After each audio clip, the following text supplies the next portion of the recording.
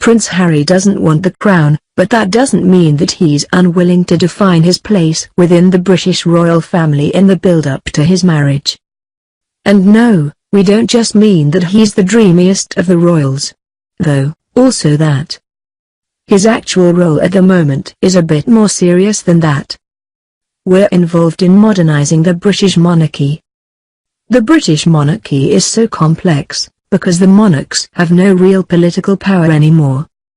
But you can't call them a joke, either, because a joke that costs British taxpayers tens of millions of dollars each year, isn't funny.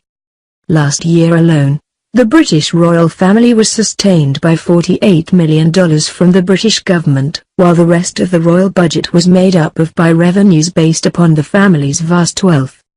That historical wealth might be old, but it came from the same things that built every ancient royal fortune: taxation and the spoils of war. Understandably, people are resentful, and it's just one of the many reasons for which many British citizens want the monarchy abolished altogether. In the US, where one of the founding principles was not having a monarchy, we tend to understand. And while Harry isn't exactly advocating for abolishing the monarchy, but he's at least acknowledging some of its faults. It's when talking about modernizing the monarchy that Harry said his famous, or infamous, line about no one wanting to be royal. We are not doing this for ourselves but for the greater good of the people. Is there anyone of the royal family who wants to be king or queen? I don't think so, but we will carry out our duties at the right time. The fact that he said that loud was considered scandalous. And, let's be clear, a prince said something straightforward being scandalous is so quintessentially British. The reason that people found it objectionable comes from a variety of reasons, and none of them were surprise. Everybody knows that being born into the British royal family means being born into a world where you do not and will never have real choices.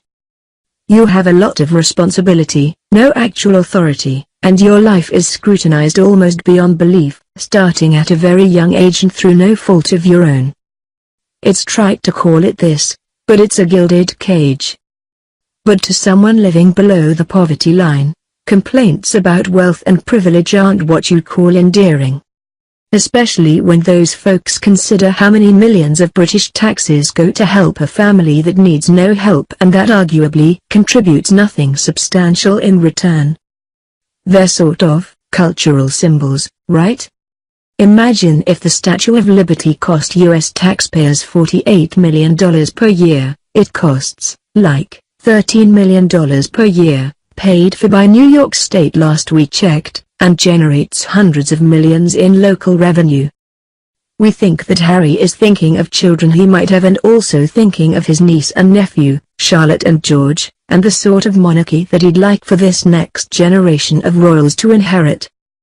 Princess Diana made certain that both William and Harry were exposed to, regular people enough that they wouldn't be completely out of touch. And so that they'd understand how much privilege they experienced. Harry's done work from military service to piloting an air ambulance helicopter, but he's going to have to give up his more heroic public service in favor of more standard royal activities. Charity and public appearances, basically. And even though he's looking forward to, probably, spending his life with Meghan Markle, that's more or less going to define the rest of his life.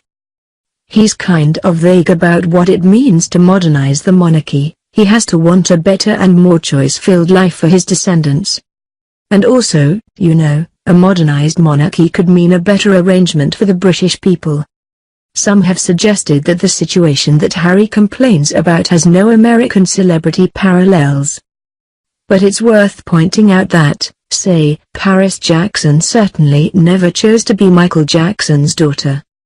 Blue Ivy and Northwest didn't choose their massively famous respective parents, either. So being born into that kind of lineage isn't unique.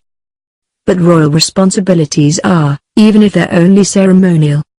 That Harry's defining his role as leading the charge for shaking things up could be a very good thing.